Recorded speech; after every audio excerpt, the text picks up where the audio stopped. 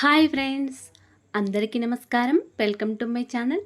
ఈరోజు మన ఛానల్లో మరొక కొత్త రెసిపీ వచ్చేసి గోధుమ పిండి మరియు బెల్లంతో స్వీట్ బోండాలను ఎలా చేయాలో చూద్దామండి. ఇలా చేసిన బోండాలు అయితే చాలా సాఫ్ట్గా, చాలా రుచికరంగా ఉంటాయండి. ఇందులోకి మనం గోధుమ పిండి మరియు బెల్లం, పచ్చి కొబ్బరి కూడా వేసాం కాబట్టి హెల్త్కి కూడా చాలా మంచిది. పిల్లలు ఎప్పుడైనా స్వీట్ తినాలని అడిగినప్పుడు ఇలా గోధుమ పిండి మరియు బెల్లంతో హెల్తీగా చేసి పెట్టొచ్చండి. అలాగే ఫ్రెండ్స్, మా ఛానల్ని ఇంతవరకు సబ్స్క్రైబ్ చేసుకోకపోతే సబ్స్క్రైబ్ చేసుకోండి అండ్ లైక్ చేయండి, షేర్ చేయండి, ప్లీజ్ సపోర్ట్ చేయండి. ఎంతో టేస్టీగా ఉండే ఈ స్వీట్ బొండాలను ఇప్పుడు ఎలా చేయాలో చూద్దామండి. స్వీట్ బొండాలను చేయడానికి ముందుగా ఒక మిక్సింగ్ బౌల్ తీసుకొని ఇందులోకి ఒక 3 కప్పుల వరకు గోధుమ పిండి తీసుకున్నాను.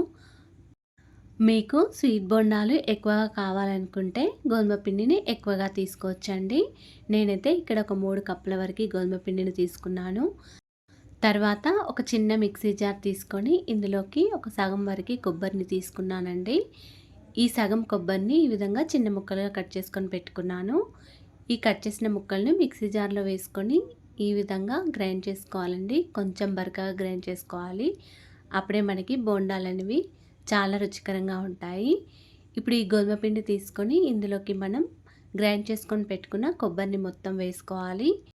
మీరు కావాలనుకుంటే ఎండు కొబ్బరి తురుమైనా వేసుకోవచ్చండి. ఇక్కడ నాకు పచ్చి కొబ్బరి ఉంది కాబట్టి నేను పచ్చి కొబ్బరి తురుము వేసుకున్నాను. ఇందులోకి ఒక చిటికెడంత సాల్ట్ కూడా వేసుకోవాలి. అలాగే కొంచెం వంట సోడా కూడా వేసుకోవాలండి. ఒక పావు టీ స్పూన్ వరకు యాలకుల పొడి కూడా వేసుకొని పక్కకు పెట్టుకోవాలి. ఇప్పుడు ఈ పిండిని తర్వాత స్టవ్ ఆన్ చేసుకొని ఒక ఫ్రై ప్యాన్ పెట్టుకోవాలండి. ఇందులో మనం ఏ కప్పుతో అయితే గోధుమ పిండిని తీసుకున్నామో అదే కప్పుతో ఒక కప్పున్నర వరకు బెల్లం వేసుకోండి. ఇలా బెల్లం వేసిన తర్వాత ఒక 2 కప్పుల వరకు వాటర్ వేసుకోండి. మీకు స్వీట్ బొండాలు అనేవి కొంచెం స్వీట్ ఎక్కువ కావాలనిపిస్తే ఒక 2 కప్పుల వరకు బెల్లం వేసుకోండి. ఇక్కడ నేనైతే ఒక కప్పున్నర వరకు వేసుకున్నాను. ఇలా వాటర్ వేసిన తర్వాత బెల్లాన్ని మొత్తం కరిగించుకోవాలండి. ఇలా బెల్లం మొత్తం పూర్తిగా వాటర్లో కరిగిన తర్వాత స్టవ్ ఆఫ్ చేసుకోండి. ఈ బెల్లం వాటర్ను ఇప్పుడు మనం మిక్సింగ్ బౌల్లోకి వేసుకున్న గోధుమ పిండిలోకి ఇలా స్ట్రెయినర్తో కొన్ని వాటర్ని వేసుకోండి. ఇలా బెల్లం వాటర్ని స్ట్రెయినర్లో వడకట్టుకొని వేసుకుంటే బెల్లంలో ఏమైనా నలకలుంటే పోతాయండి. ఇలా బెల్లం వాటర్ వేసిన తర్వాత ఒకసారి పిండిని ఇలా గరిటెతో కలుపుకోండి. తర్వాత మిగిలి ఉన్న వాటర్ని మొత్తం ఇలా స్ట్రెయినర్లో మళ్ళీ వడకట్టుకొని వేసుకోండి. ఇలా మొత్తం వాటర్ వేసిన తర్వాత పిండిని మొత్తం ఒకసారి బాగా కలుపుకోవాలండి. నాకైతే ఈ వాటర్ కరెక్ట్గా సరిపోయాయండి. మీరు కొన్ని వాటర్ వేసుకొని ఒకేసారి కాకుండా పిండి కన్సిస్టెన్సీ తగ్గట్టు వాటర్ వేసుకొని పిండిని కలుపుకోండి. ఇలా చేతితో పిండిని మొత్తం బాగా కలుపుకోవాలండి. పిండి అనేది మనం ఎంత మంచిగా కలుపుకుంటామో బోండాలు అనేవి అంత పర్ఫెక్ట్గా వస్తాయండి. ఇలా పిండిని కలిపిన తర్వాత పైనుంచి ఒక టీ స్పూన్ వరకు నెయ్యిని కూడా వేసుకోండి. ఈ స్వీట్ బోండాలు పైనుండి కొంచెం క్రిస్పీగా రావడానికి ఒక టీ స్పూన్ వరకు బియ్య పిండిని కూడా వేసుకొని ఒకసారి పిండిని మొత్తం బాగా కలుపుకోండి.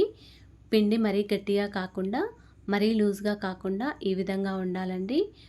పిండి మరీ పల్చగా ఉంటే స్వీట్ బొండాలు అనేవి ఆయిల్ ఎక్కువగా పీల్చుకుంటాయండి. మరీ గట్టిగా ఉంటే స్వీట్ బొండాలు గట్టిగా అయిపోతాయి. అందుకే ఈ విధంగా ఉండాలి పిండి కన్సిస్టెన్సీ అనేది. ఇప్పుడు స్టవ్ ఆన్ చేసుకొని డీప్ ఫ్రైకి సరిపడా ఆయిల్ పెట్టుకోవాలి. ఆయిల్ వేడయ్యాక ఇలా చేతికి కొద్దిగా నెయ్యిని అప్లై చేసుకొని పిండిలో నుంచి కొంచెం పిండి ముద్దను తీసుకొని ఈ విధంగా చిన్న చిన్న బొండాల్లాగా వేసుకోవాలండి. మీకు ఏ సైజులో కావాలనుకుంటే ఆ సైజులో బొండాలను వేసుకోవచ్చు. స్టవ్ మాత్రం మీడియం ఫ్లేమ్లో పెట్టుకొని ఈ బొండాలను ఫ్రై చేసుకోవాలండి. అప్పుడే లోపలి వరకు మంచిగా ఫ్రై అయిపోతాయి. ఈ విధంగా అన్ని బొండాలను వేసిన తర్వాత పైనుండి గరిటతో ఈ విధంగా ఆయిల్ లోపలికి అనుకుంటూ ఫ్రై చేసుకోవాలి. అప్పుడే మనకి స్వీట్ బొండాలు అనేవి లోపలి వరకు పచ్చిగా ఉండకుండా మంచిగా ఫ్రై అవుతాయండి. టేస్టీగా కూడా ఉంటాయి. ఇలా ఆయిల్ లోపలికి అనుకుంటూ ఫ్రై చేసుకోవాలి. స్టవ్ని మీడియం ఫ్లేమ్లో పెట్టుకొని ఫ్రై చేసుకోవాలండి స్వీట్ బొండాలు. ఈ విధంగా మంచిగా ఫ్రై అయిన తర్వాత ఈ బొండాలను ఈ కలర్ వచ్చే వరకు ఫ్రై చేసుకోవాలండి.